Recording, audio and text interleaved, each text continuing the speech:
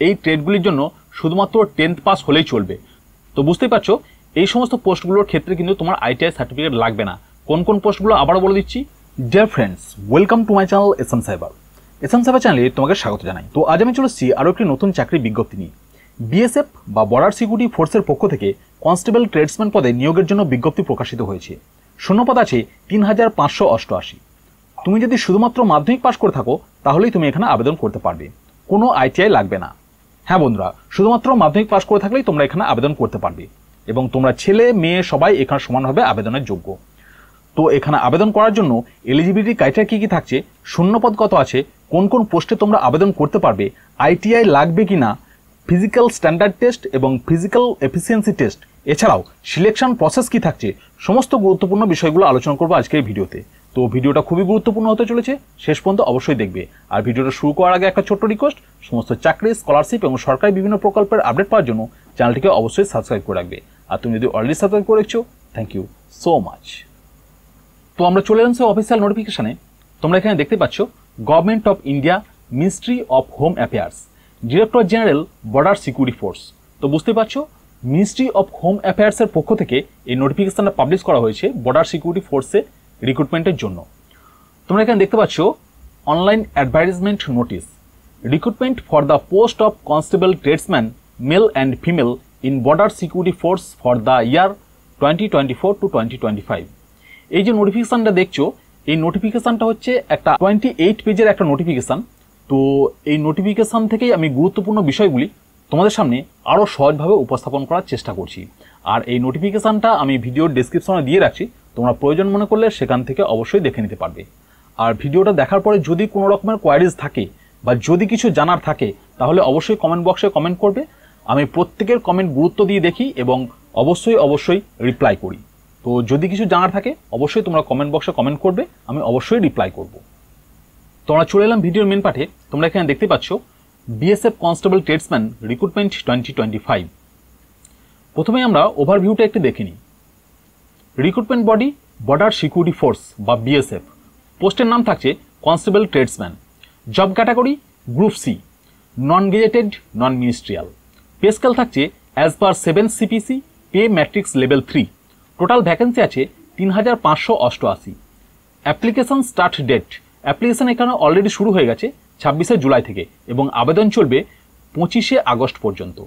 Educational qualification 10th pass plus ITI as per trade requirements. এখানে যে তোমরা ITI দেখছো, এই আইটিআই কিন্তু সব পোস্টের জন্য নয়। এখানে তোমাদের অনেকগুলো পোস্টে রিক্রুটমেন্ট করা হবে, তো সব পোস্টে কিন্তু আইটিআই লাগবে না। তো কোন কোন পোস্টে আইটিআই লাগবে এবং কোন কোন পোস্টে আইটিআই লাগবে না এই বিষয়টা নিয়ে আমি ভিডিও শেষে আলোচনা করছি। এখন আমরা দেখে নেব কোন কোন পোস্টে তোমরা আবেদন করতে পারবে। তোমরা এখানে দেখতে পাচ্ছ ফর মেল ক্যান্ডিডেট, মেল ক্যান্ডিডেটদের জন্য কি কি পোস্ট থাকছে। প্রথমে দেখো কবলার, Taylor, carpenter, plumber, painter, electrician, pump operator আছে, আপহোলস্টার, ওয়াটার ক্যারিয়ার, ওয়াশারম্যান, সুইপার এবং ওয়েটার। এরপর আছে দেখো for female candidate, female candidate কোন কোন পোস্টে আবেদন করতে পারবে, কবলার, Taylor, water career, washerman, cook, sweeper এবং বারবার। এই পোস্টগুলোর জন্য ফিমেল ক্যান্ডিডেটরা আবেদন করতে পারবে।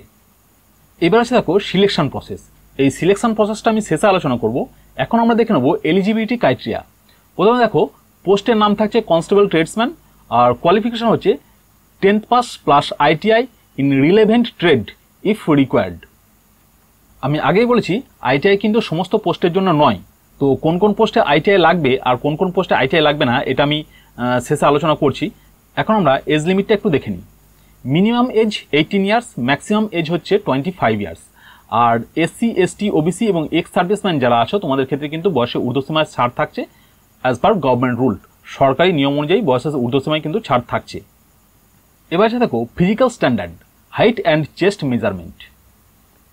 প্রথমে দেখো জেনারেল ক্যাটাগরির মেল ক্যান্ডিডেটদের ক্ষেত্রে হাইট হতে হবে 165 সেন্টিমিটার, চেস্ট হতে হবে 75 থেকে 80, অর্থাৎ নর্মালি 75 হতে হবে এবং 5 সেন্টিমিটার ইনক্রিজ করে 80 সেন্টিমিটার করার দক্ষতা থাকতে হবে।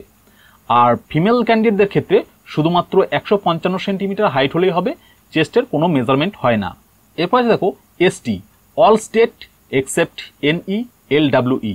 NE হচ্ছে নর্থ ইস্ট বা উত্তর পূর্ব ভারতের যে রাজ্যগুলো আছে, যেমন অরুণাচল প্রদেশ, মণিপুর, মেঘালয়, মিজোরাম, নাগাল্যান্ড, সিকিম এবং ত্রিপুরা, তো এই সমস্ত স্টেটগুলোকে বাদ দিয়ে বাকি যারা এসটি আছো, তোমাদের হচ্ছে গিয়ে হাইট হতে হবে 160 সেন্টিমিটার, চেস্ট হতে হবে 75 থেকে 80 সেন্টিমিটার, 75 সেন্টিমিটার নর্মালি থাকতে হবে এবং 5 সেন্টিমিটার ইনক্রিজ করে 80 সেন্টিমিটার করতে হবে।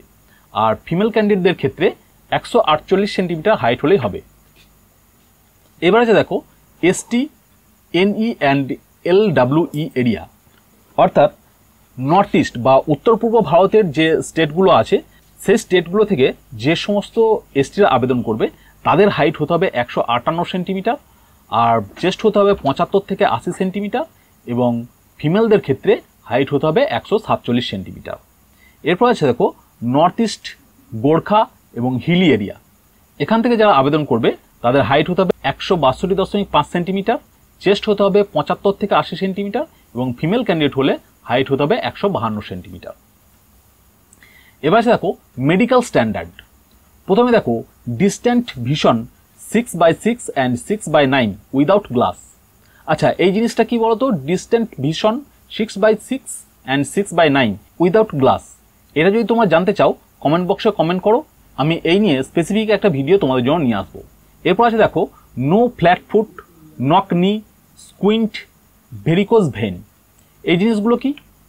নো ফ্ল্যাট ফুট এর মানে হলো তোমার পায়ের পাতা স্বাভাবিক বাঁকানো থাকতে হবে, একেবারে চ্যাপ্টা হলে চলবে না। যখন তুমি দাঁড়াও তখন পায়ের পাতার মাঝখানে একটি নির্দিষ্ট খিলান থাকা প্রয়োজন। ফ্ল্যাট ফুট থাকলে দৌড়াতে বা দীর্ঘক্ষণ দাঁড়িয়ে থাকতে সমস্যা হতে পারে। নক নি, নক নিটা কি? নক নি মানে হলো যখন তুমি সোজা হয়ে দাঁড়াও এবং তোমার পা দুটো একসাথে থাকে তখন তোমার হাঁটু দুটো একে অপরের সাথে লেগে যায় বা খুব কাছাকাছি চলে আসে, অথচ গোড়ালি দুটো দূরে থাকে। স্বাভাবিক অবস্থায় হাঁটুতে সামান্য ফাঁক থাকে। নক নি থাকলে দৌড়ানো বা হাঁটার সময় ভারসাম্যহীনতা দেখা দিতে পারে। ওকে, এরপর আছে স্কুইন্ট। স্কুইন্ট কি?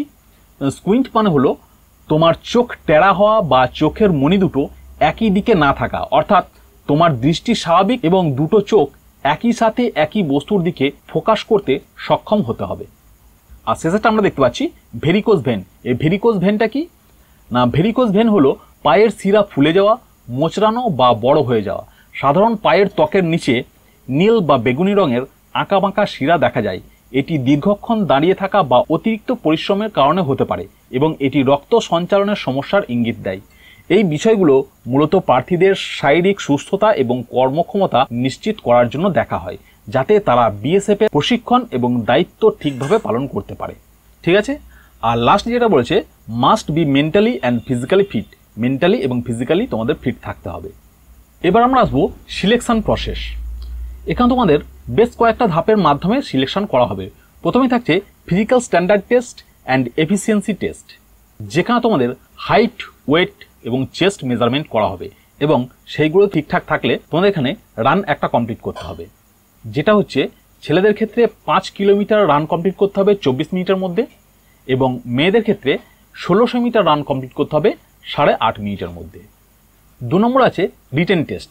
এখানে তোমাদের 100 নম্বরের একটা লিখিত পরীক্ষা নেওয়া হবে, যেখানে তোমাদের অবজেক্টিভ টাইপের প্রশ্ন আসবে। কোন কোন বিষয় থেকে প্রশ্ন আসবে না? General knowledge, reasoning and trade related knowledge. তো এই সমস্ত বিষয়গুলো থেকেই তোমাদের কিন্তু প্রশ্ন আসবে। তারপর আছে ডকুমেন্টস ভেরিফিকেশন এবং শেষে আছে মেডিকেল ফিটনেস টেস্ট, যে কথাগুলো আমি আগেও বললাম মেডিকেল ফিটনেসের ব্যাপারে। আচ্ছা, এবার আমরা সবশেষে দেখে নেব যে কোন কোন পোস্টের জন্য তোমার আইটিআই লাগবে এবং কোন কোন পোস্টের জন্য আইটিআই লাগবে না।